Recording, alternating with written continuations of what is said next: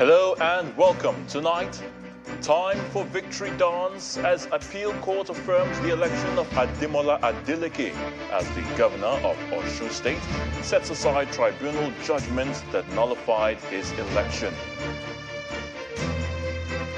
Former Osun State governor calls on his supporters to remain calm, says there is a potential ground to approach the Supreme Court on the appeal court judgment. Appeal Court grants request by Labour Party presidential candidate Peter Obi to serve his petition challenging the February 25th presidential election result on the president-elect Bola Tinubu through substituted means.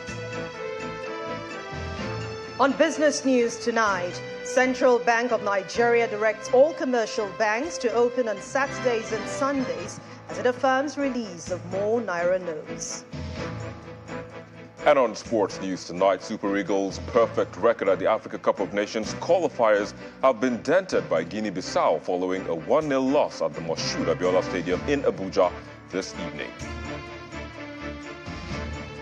And from Abuja, most residents of the Federal Capital Territory continue to spend hours to access cash over the counter and at some ATM points. And in international news from London, King Charles III's state visit to France has been postponed after a request by President Emmanuel Macron. We begin with legal matters in Abuja, where the Court of Appeal has affirmed Senator Ademola Adeleke as the validly elected governor of Osun State, setting aside the tribunal judgment that nullified his election earlier. In a unanimous judgment by a 3-member panel of justices led by Justice Mohammed Lawal, the appellate court held that the appeal by Senator Adeleke challenging his sack by the Osun State Governorship Election Petition Tribunal was meritorious.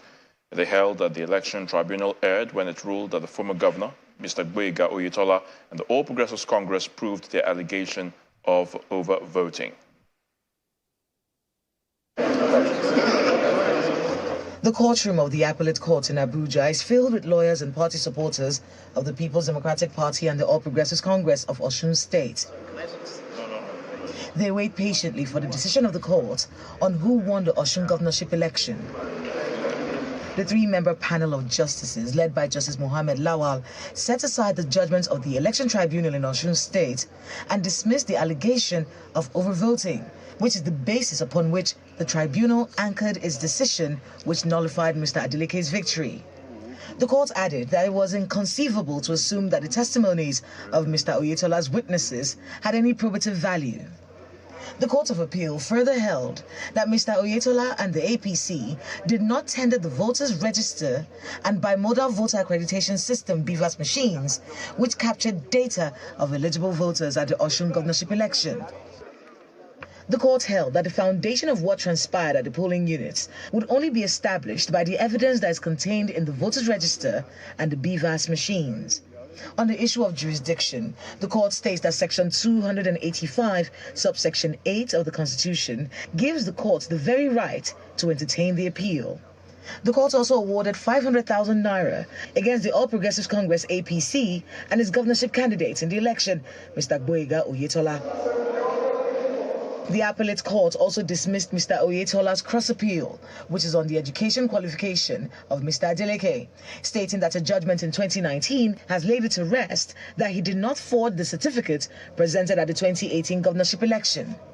The Independent National Electoral Commission (INEC) declared Mr. Adeleke of the People's Democratic Party (PDP) as the winner of the governorship election held in Osun State on July the 16th, 2022. All the appeals filed by the governor-elect Senator Ademola Adeleke, he won his appeal. The PDP as a political party won his appeal. INEC as an appellant before this Court of Appeal won the appeal. So the totality of the appeal presented before the Court of Appeal herein have succeeded, and the court has affirmed that Senator Ademola Adeleke remains the governor of Osun State. There are so many issues involved in this appeal. Some of the issues we won, a bit more of the issues we lost. Overall, we lost the appeal. But it's so interesting that we believe that as soon as we collect the various judgments, which are all more or less the same. By Monday, we would study the judgment and then make our decision. The last available option to Mr. Abuega Oyetola and the All Progressives Congress is the Supreme Court, a decision that the candidate and the party are yet to make public.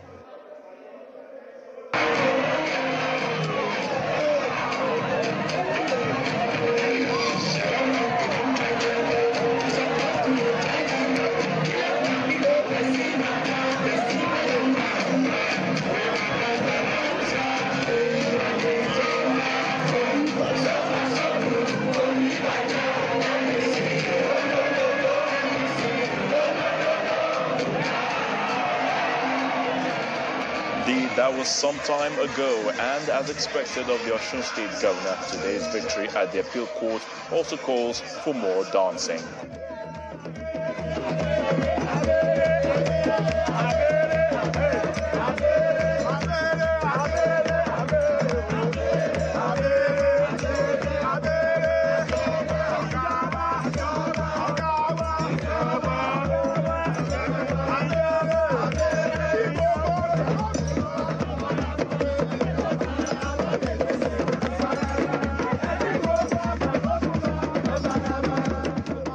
Speaking later on the court verdict, Governor Ademola Adeleke says he's dedicating the victory to God as well as the people of Osun State. According to him, residents of the state have stood by him since his election on July the 16th, 2022, saying the judgment did not come as a surprise. I just look at my people, Osun people, what they have been through in the past, especially 4 years ago. And I keep telling them that they should keep hope alive. And they stood by me. I was just thinking about them.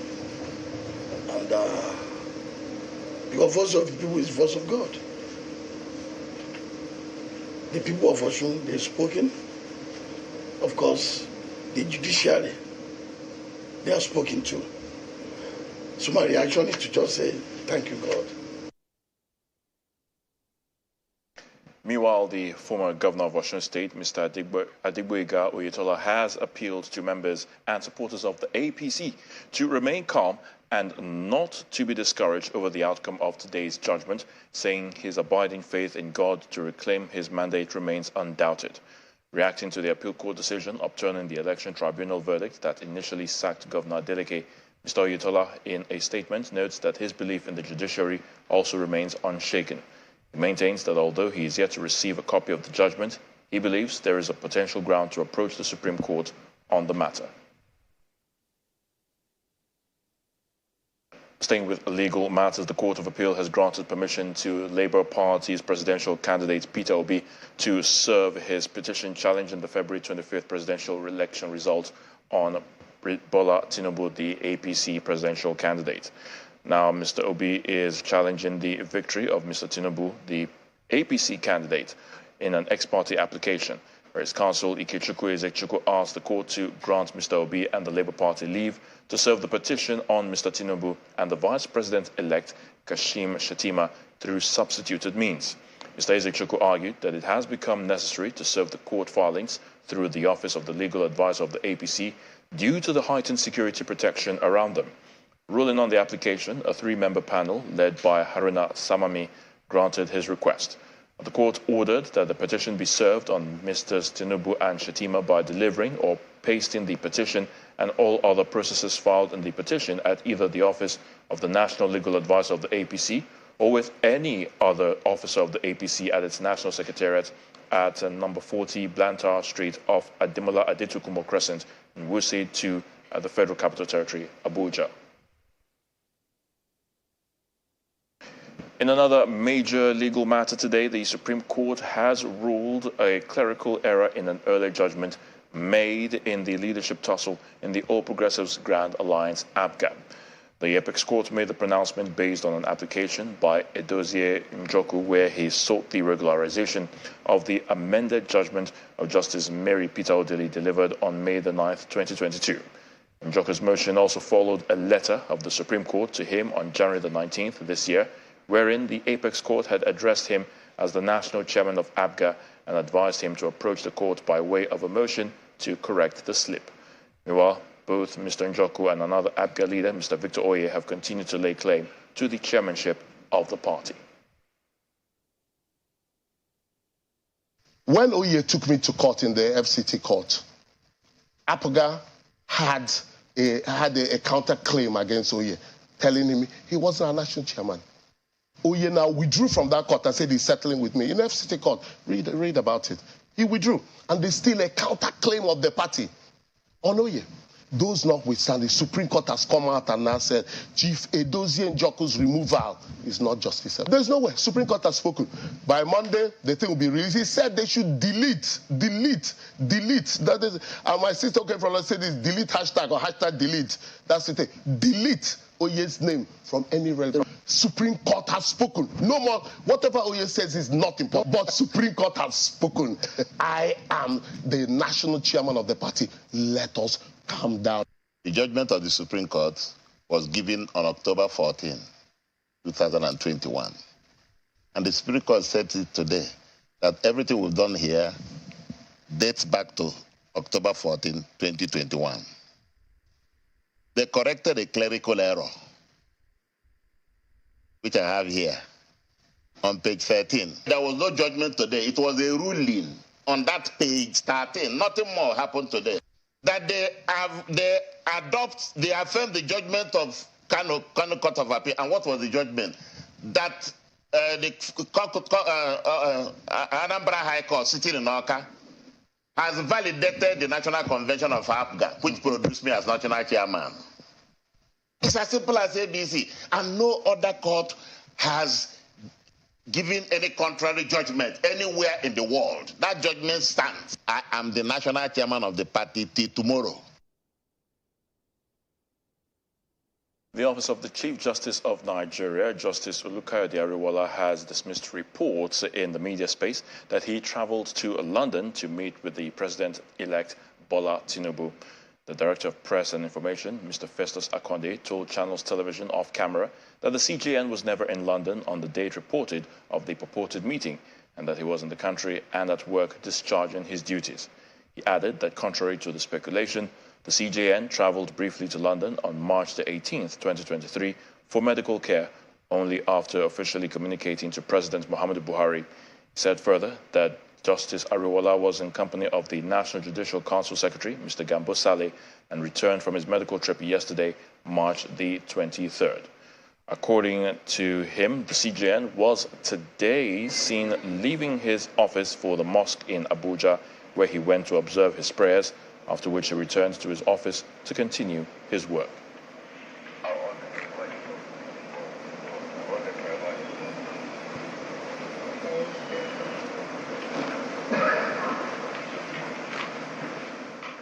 Zamfara State Governor Bello Matawalle has conceded defeat in the March 18th governorship election and sought forgiveness from the people of the state. Now, the governor also urged citizens to pray and support the incoming administration of Dr. Dauda Lawal of the PDP to succeed, noting that for him and all his supporters, they have submitted to the will of God. According to Governor Matawalle, he says he did his best in ensuring lasting peace in the state and will continue until the end of his tenure. He also said that part of his legacies was his effort to restore peace in the state by initiating a peace dialogue with bandits to lay down arms and follow the path of peace.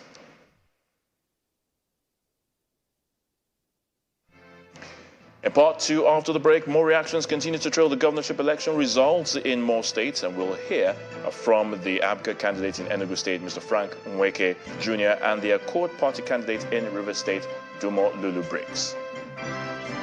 Please join us again. Welcome back. If you just joined us, you're watching the News at 10 live on Channels Television. A reminder of our top stories.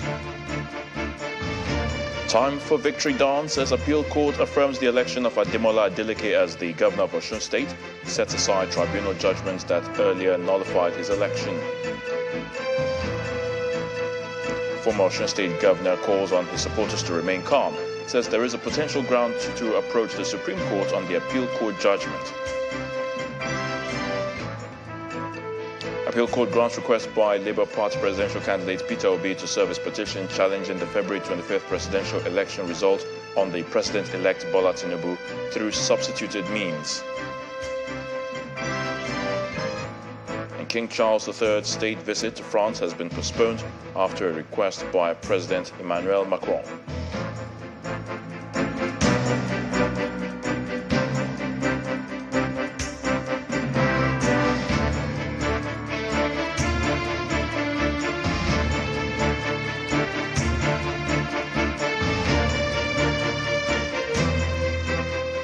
More reactions on the outcome of the governorship election in Enugu State. At this time, the candidate of the All Progressives Grand Alliance, APGA, Mr. Frank Nweke Jr., has described the poll as a complete sham and an assault on democracy.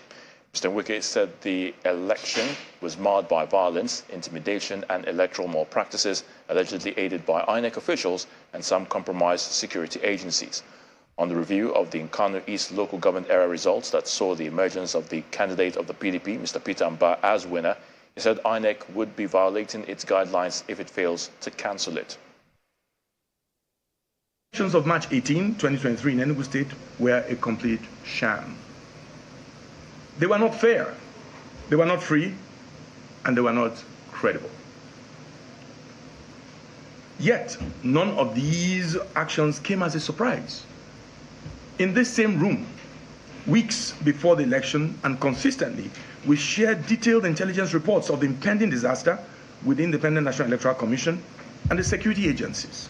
We consistently received assurances and chose to believe that our democracy will be protected in the face of the desperate plans for subterfuge. It is unfortunate that resolute actions were not taken to avert the threats we reported. Again, we saw that the problem is not democracy itself. The problem is the people, the institutions that we rely upon to manage our democracy. We must not lose faith in our democracy or in Enugu State. As individuals and collectively, we must keep pursuing our rights to choose our leaders, to good governance, and to experience the dividends of democracy. I have no problem losing an election to the will of the people. But when this will has been subverted, we have no choice but to review the entire process and its outcome. We will explore and exhaust every action required to ensure the legitimacy of the next government in Enugu State. Also following the outcome of the just concluded governorship election in Rivers State, the governorship candidate of Accord Party, Mr. Dumolulu Briggs, has rejected the results as declared by INEC. He criticized INEC for the irregularities that greeted the exercise, even as he lamented the violence that characterized the process. He made this position known during a press conference at his campaign headquarters in Port Harcourt, the Rivers State capital. They were served with various degrees of violence that resulted in deaths, bodily harm, and destruction of properties. Our people trooped out to vote in what they thought would be free, fair, and transparent election. They came out to perform their sacred duties to bet a new River State. They were in high spirits. They wanted a change, a redirection of their beloved state. But political thugs, gunmen, and unscrupulous state security agents unleashed violence and bloodshed on them. As it were, the violence of 2015 and 2019 has repeated itself. Again, the blood of our innocent compatriots has been used to water the ambition of desperate Rivers State politicians. Days to the governorship and House of Assembly elections, Accord House of Assembly members were kidnapped and harassed. Reports were awash of town criers warning voters in several communities to stay at home if they weren't going to vote for the PDP. In the light of the above, unless the dead die in vain, I call on INEC to cancel the entire elections of March 18, 2023 in Rivers State and hold a fresh governorship and House of Assembly elections. Failure to heed this call will leave my party and me no choice but to file a petition at the Election Tribunal to challenge this travesty. Let's now head to the nation's capital where Linda Akigbe is indeed standing by at our Abuja studios. Hello, Linda. Over to you. Hello, Ayotunde. Good to see you. The Central Bank of Nigeria says it has commenced the evacuation of Naira notes to commercial banks across the country, and perhaps this will bring the expected ease in the supply of cash across the country. Meanwhile, before this update from the CBN, Channels Television paid a visit to some commercial banks in the nation's capital, Abuja, and observed that residents are facing major difficulties in getting cash over the counter and at some ATM points. You don't hear PG, you don't hear... It's over 3 months since the Naira redesign policy took effect, and the negative impact on most Nigerians continues to affect their businesses and livelihoods. Long queues at entrances of commercial banks in the nation's federal capital and across Nigeria are now common sights. The complaints are not abating, and the customers spend long hours to get cash. If the government wants to pay us the old note, they should go ahead. Because I see no reason why they say they want to pay the old note to reduce the stress. And instead of them reducing the stress, they are adding more stress to us. Election has finished. So for them to still withhold the money and keep on coming here every day is wrong. Only recently, the central bank aligned itself with the ruling of the Supreme Court to extend the use of the old Naira notes till December the 31st this year. This alignment has not eased accessibility to cash. Bank customers are even complaining of poor internet connectivity and no cash in the ATM points. You spend 5 hours trying to collect money from the cash point card. Don't you know that you've lost a lot of productivity? Time is money. And I cannot imagine legislators, people in the executive, watching their citizens like this. You know what? It's a vote of no confidence. There shouldn't be an election. I came to withdraw money because I don't have cash. And we have been coming here since on Monday till now. I've not been able to get cash.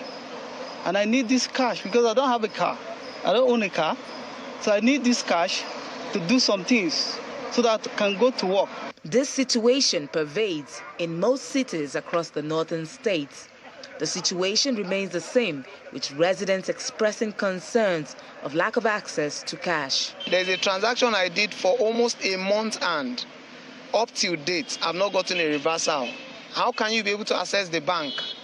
When you call the customer care online, they will keep you online for hours. Exhaust your credit, you get credit. They will tell you our customers are busy and you can't access the bank. So as I'm telling you, there's a failed transaction I have that has lingered for a month and. The Nigeria Labour Congress has threatened to mobilize its members across the country to protest the cash crunch in all central bank branches from Monday next week.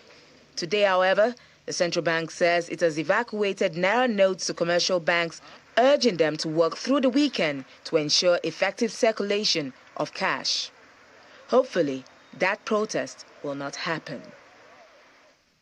Let's return to the courts once more.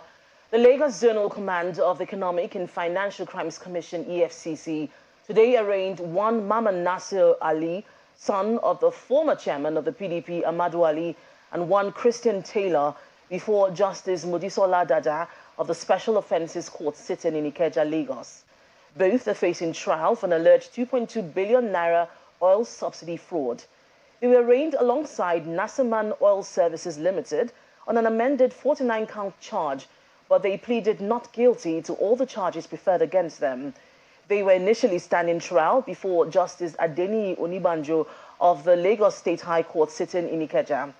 However, Justice Onibanjo withdrew from the case on health grounds, prompting the reassignment of the case to Justice Dada, who ordered that the defendants be remanded at the EFCC custody till their bail papers are presented to the court. The case has been adjourned till May 29th to 31st, 2023 for trial. The rearrangement of former Registrar of the Joint Admission and Matriculation Board, JAMB, Professor Dibu Ojerinde, and 10 others before a federal high court in Abuja has been stalled as a result of the failure of the Independent Corrupt Practices and Other Related Offences Commission, ICPC, to produce the defendants in court. The ex-JAMB registrar, who is already facing trial on 5 billion naira fraud charges at the same court, was to be arraigned alongside his 4 children on fresh fraud charges. The co-defendants are Mary Fumilayo, Olumide Abiodun, Adedayo and Oluwaseun. Also included in the charges are Professor Ojerinde's firms Doyin Oboni Petroleum Limited, Cheng Marbles Limited, Sapati International Schools Limited, as well as Trillium Learning Center Limited and Standout Institutes Limited. However, the arraignment of the defendants could not proceed because 8 of the defendants were not in court. The prosecution ICPC said it was only able to serve Professor Ojerinde and could not serve the other defendants. Justice Inyangeko asked ICPC to serve the defendants immediately and adjourned the matter to April 12, 2023. He warned that there would be consequences if the defendants failed to appear on the adjourned dates. And staying with legal matters, the Lagos State Ministry of Justice has confirmed that it would be filing charges against Crestland High School for wrongful death of 12-year-old Whitney Adeniro during the school's inter-house sport event last month. According to a press statement from the ministry, its Directorate of Public Prosecution has established a prima facie case of involuntary manslaughter and reckless and negligent acts against the school, as well as some members of the staff and one of the vendors. Whitney Adeniro slumped during the inter-house sports organized by the school at the Agege Sports Stadium and was subsequently rushed to Agege Central Hospital, where she was confirmed brought in dead by the doctor on duty. Similarly, the Lagos State government says it would also file a 6-count charge of manslaughter and 10 counts of grievous body harm against the driver of the staff bus, which collided with a train at the PWD Railway Crossing in Ikeja on March 9, 2023. A statement from the Office of the Director of Public Affairs in the State's Ministry of Justice says the Director of Public Prosecution, Dr. Jide Martins, reviewed the case file and established a prima facie case against a case of manslaughter and grievous body harm against the driver of the staff bus, Mr. Oluwaseun Oshibajo.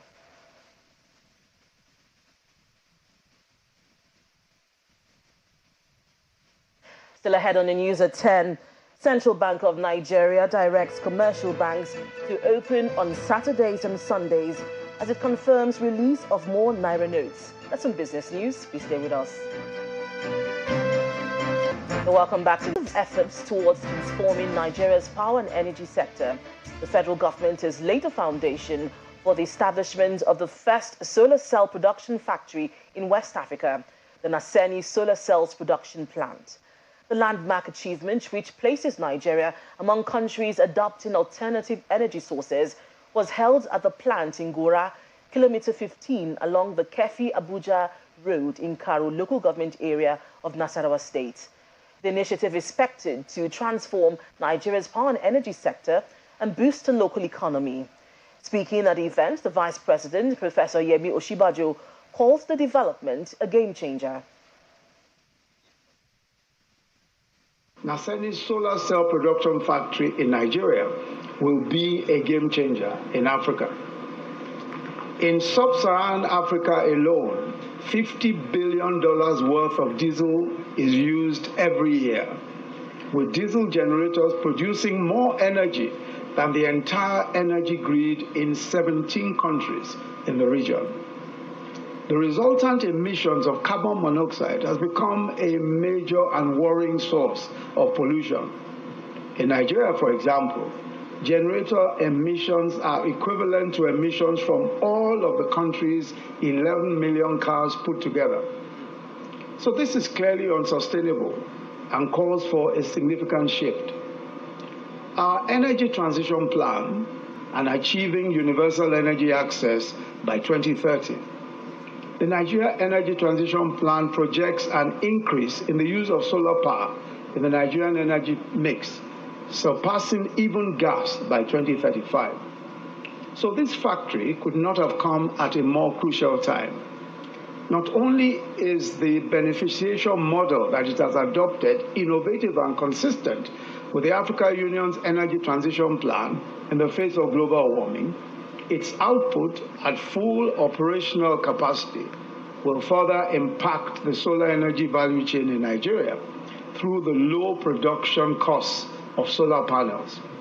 In due course, this will in turn attract new investments, both local and foreign, for the establishment of solar panel manufacturing plants across the whole of Nigeria.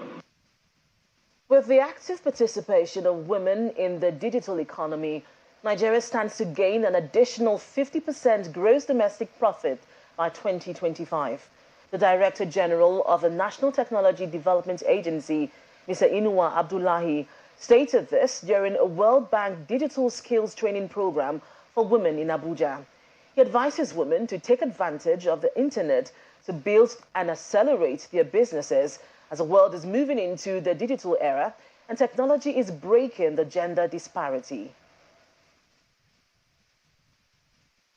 With digital skills, you can be at home and do a lot and bridge the gender gap. Mostly what is causing the gaps between the men and the women is because of education level, legal protection, access to financial inclusion or technology. These are the major inhibitors. But technology is breaking the barriers. You can learn anything to empower yourself like any man from home using technology. You can also be able to be part of the economy using technology. You can work remotely, you can work from anywhere. And if we achieve that, we will increase our national economy and GDP. Because according to McKinsey, if you can bring women at parity with men counterparts, you can increase or you can add about 18 trillion US dollars to the global GDP. And that's all from Abuja. Back to you, Ayotunde. Many thanks, Linda. Universities in the Niger Delta region may soon be empowered to focus more on research in order to prefer lasting solutions to the peculiar health, environmental and communal challenges experienced in the zone. Managing Director of the Commission, Dr. Samuel Obuku, disclosed these during separate courtesy visits by delegations from the River State University and Ignatius Ajuru University of Education at the Commission's headquarters in Port Harcourt, the River State capital. One of the ways the Commission hopes to achieve this is to review its youth development programs to ensure that the youth of the Niger Delta become more productive in the face of modern challenges. Worried by the lack of sustainable solutions to the health, environmental and community-based issues in the Niger Delta, the Niger Delta Development Commission, NDDC, is challenging universities in the region to take up solution-oriented research. This visit to the NDDC Managing Director by a delegation from the River State University, Port Harcourt, led by its Vice-Chancellor, brings to bear the need for rigorous research in universities across the Niger Delta region. Not just to the River State University, but also... The Vice-Chancellor of the River State University is appealing to the NDDC to assist the university in constructing and furnishing an advanced center for law research. Have the capacity, the competence to be able to take that body off you. If we have a place where people can be trained here for these master's and PhD program in law, in specialized areas of law. And for the NDDC Managing Director, the interventionist agency is ready to provide the needed support to universities in the region to prioritize research that seek to provide solutions to issues plaguing the society. It is not a matter of building centers, laboratories, auditorium, and the rest of them. For us, as part of our vision here, we are also challenged to partner with academic institutions on the areas of research. Because we also want to sponsor research. We should partner on research. During another visit by a delegation from the Ignatius Ajuru University of Education, The NDDC Managing Director says the agency will review its youth volunteer program into a youth internship program as part of efforts to discourage sedentary lifestyles among the youths of the Niger Delta region. Rather than just giving you 50,000 naira, 100,000 while you sit at home. So NDDC, we are planning to change that youth volunteer to youth internship program for 6 months. That we believe that within 6 months, that company will probably absorb you. Or within that 6 months, you must have also learned skills that if you need that post, will be also helpful to you. Earlier, the Vice Chancellor of the Ignatius Ajuru University of Education called on the NDDC to intervene in infrastructure development on the university campus. We are not seeing NDDC present in our school. But you have other institutions there. You have the RSU, where you have a hostel. You also have the University of Port Harcourt. Even in the Chairman Polytechnic, there is a president. Also here, there is something you account for Polytechnic.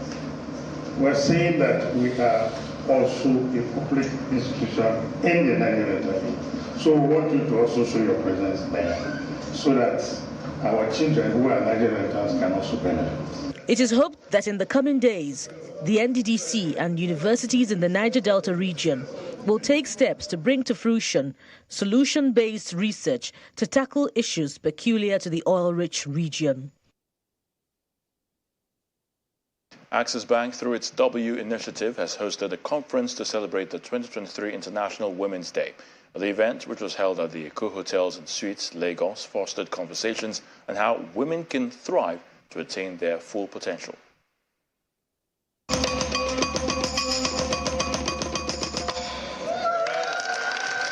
It's yet another edition of Access Bank's annual International Women's Day Conference, an event that celebrates the female gender and discusses issues that affect them. Awareness is ongoing about achieving a gender-equal world, but this year's theme changes the conversation from ensuring gender equality to embracing equity.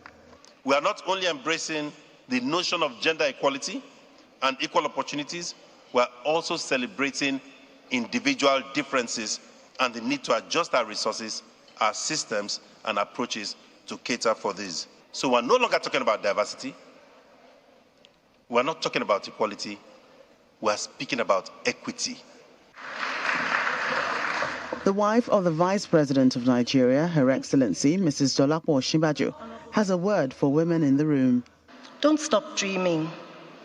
Perhaps what you dream has never been done before, and so you're a pioneer in the making. I say yes, why not? Go ahead and dream. I've heard of Save the Tiger, Save the Whale, Save the Rainforests, and much more. And they truly are all great and worthy causes. But I wonder, who will save the women and who will save the girls? Speakers and panelists from across industries also treat the audience to deep discussions that highlight issues facing women.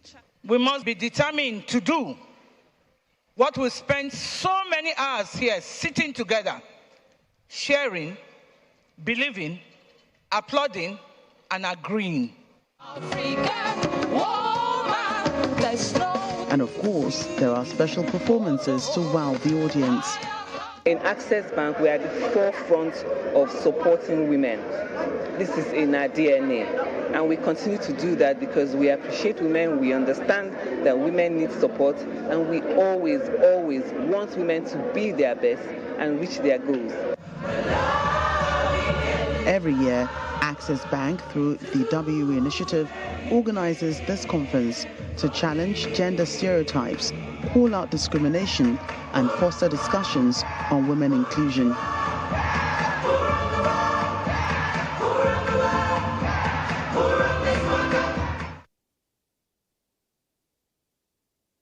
Time now for some business news with Anne Waldo.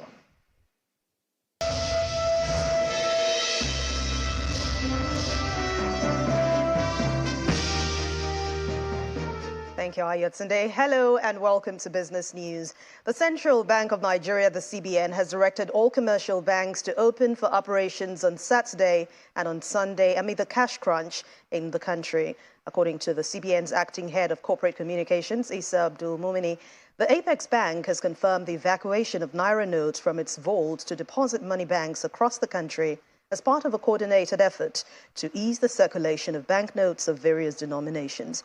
Also, all banks are to load their automated teller machines, ATMs, to meet the cash needs of customers, as the CBN will monitor compliance. He therefore asks Nigerians to be patient, as the current situation will soon ease.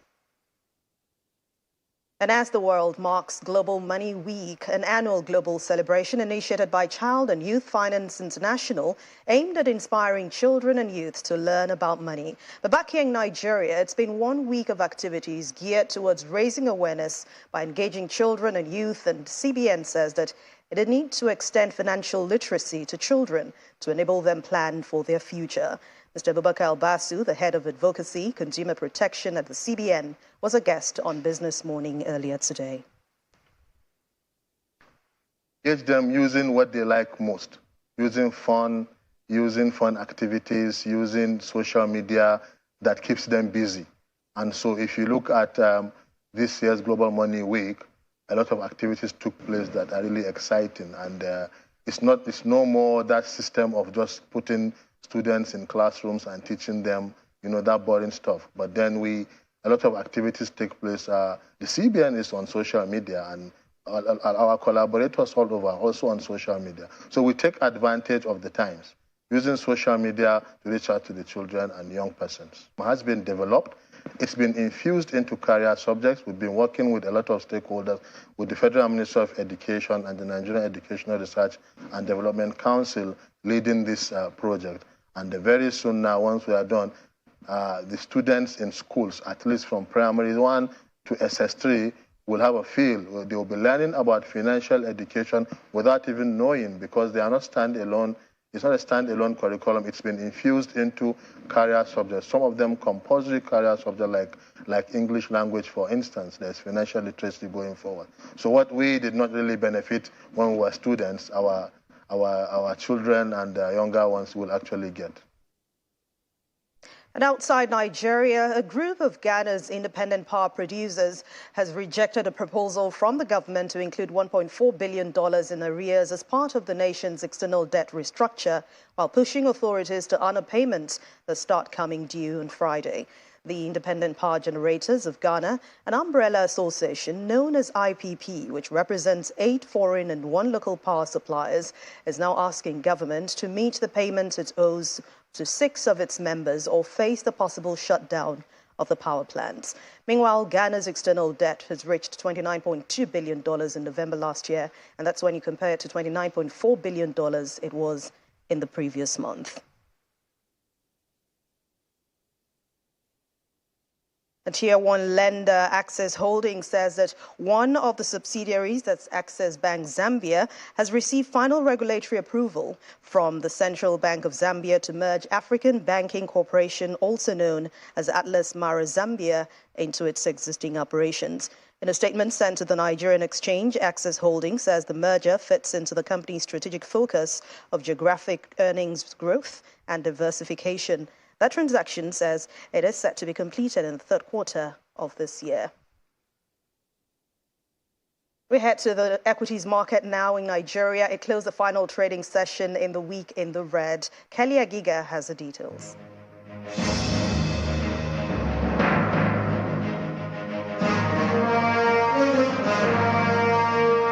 Hello and welcome to the Stock Market Report. It was the last trading day for the week.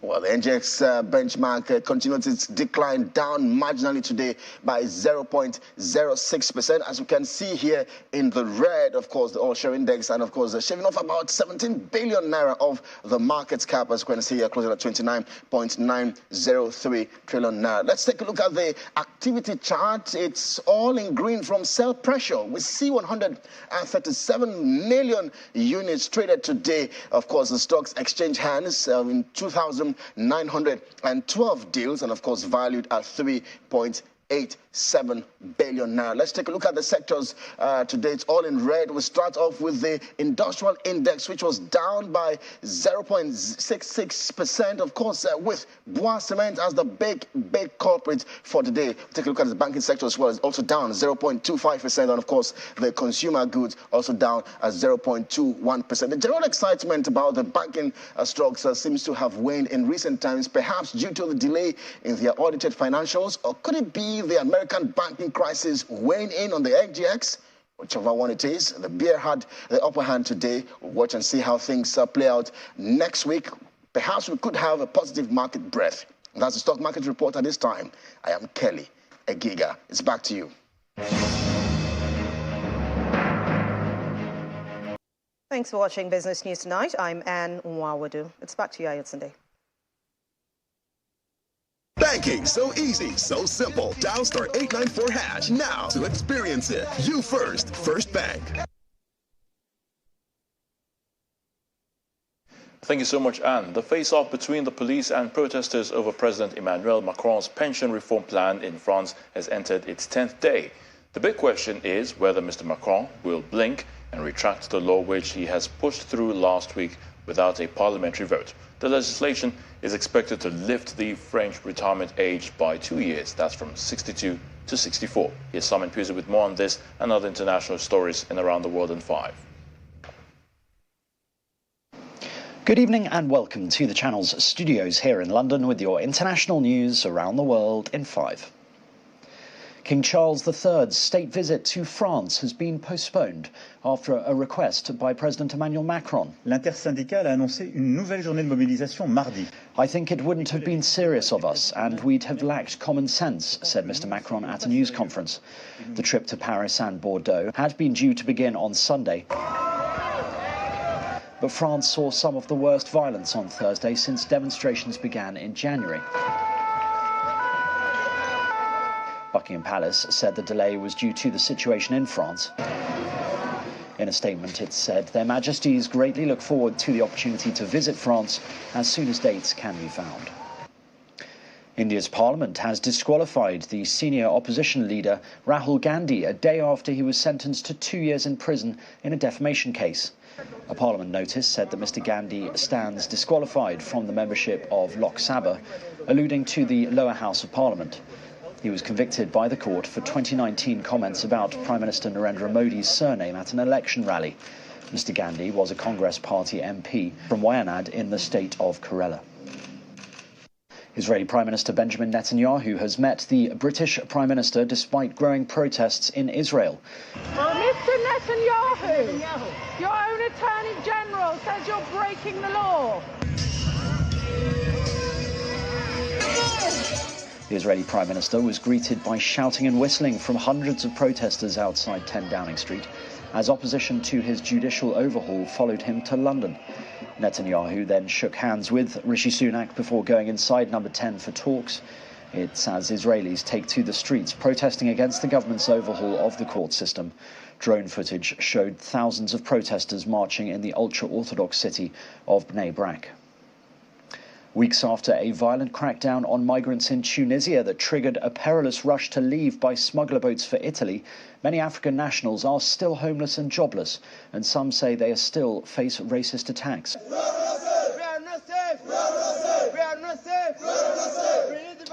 Outside the United Nations Refugee Agency in Tunis, dozens of African migrants stood protesting this week by the temporary camp where they had lived, including 2 children, since authorities urged landlords to force them from their homes.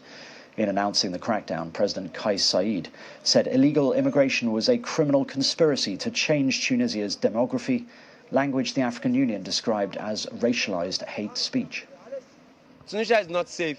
Here in Tunisia, no one will have a future once you have in this color, this color, this color. Is it a crime to have this color? Is this a crime? You can't have access to have an apartment, even if you have the money. You can't have access to have an apartment. So it makes no sense. We have been sleeping in the streets with our children, and we are exposed to all kinds of attacks. The first major wildfire of the year in Spain continues to rage, having destroyed more than 3,000 hectares of forest and forcing 1,500 residents to abandon their homes.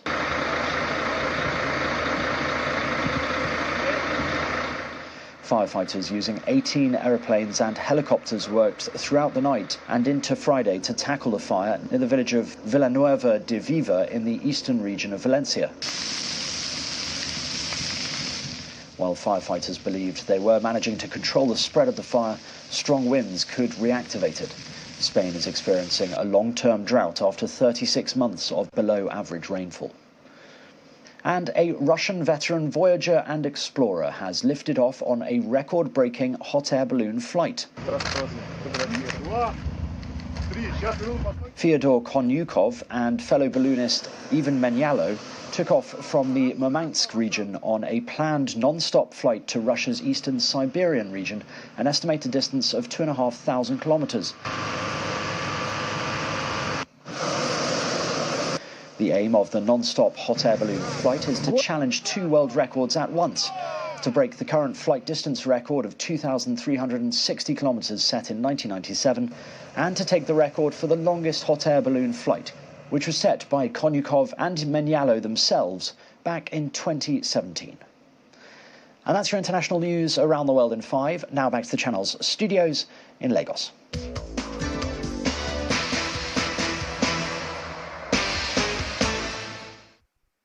Many thanks, Simon, and welcome to Sports News. Now, the Wild Dogs of Guinea-Bissau have halted Nigeria's Super Eagles' perfect run in the Africa Cup of Nations qualifiers following a 1-0 win at the Abuja National Stadium. Mama Belde scored the only goal in the 29th minute, and that was enough for the visitors to leapfrog the Eagles to top spot on the table. Nigeria are now second on the table with 6 points from 3 matches, while Guinea-Bissau are on 7 points with the same number of games. And Mama Belde has scored out of absolutely nothing. Basiro Kandi joins in the celebrations. In Europe, Bayern Munich have announced the appointment of former Chelsea and Paris Saint-Germain coach Thomas Tuchel as their new boss after firing Julian Nagelsmann. Nagelsmann led Bayern to the quarterfinals of the Champions League and will face Manchester City next month. Bayern said Tuchel would receive a contract until June 2025, and he will supervise training for the first time on Monday. In England, Everton have been referred to an independent commission over an alleged breach of the Premier League's financial rules. The alleged breach is for the period ending with the 2021-2022 season, when the Merseyside club avoided relegation by 4 points. Both Burnley, relegated from English football's top flight last season, and Leeds wrote to the league and made to question whether Everton's reported 3-year losses of £371.8 million breached financial rules. And that's a wrap on Sports News. I'm Victor Matthias. Thank you for watching. It's back to Ayotunde with the wrap of the news at 10. Thank you so much, Victor. And the main news again. The appeal court today affirmed the election of Ademola Adeleke as the PDP as the governor of Osun State, just as it set aside tribunal judgments that earlier nullified his election. Meanwhile, Governor Adeleke said the victory was made possible by God and the support of the Osun people. A former governor of Osun State, Boyega Oyetola, has called on his supporters to remain calm and said there is a potential ground to approach the Supreme Court on the appeal court judgment. And that's the news at 10 tonight. Many thanks for watching. I'm Ayotunde Balogun. Have a good night.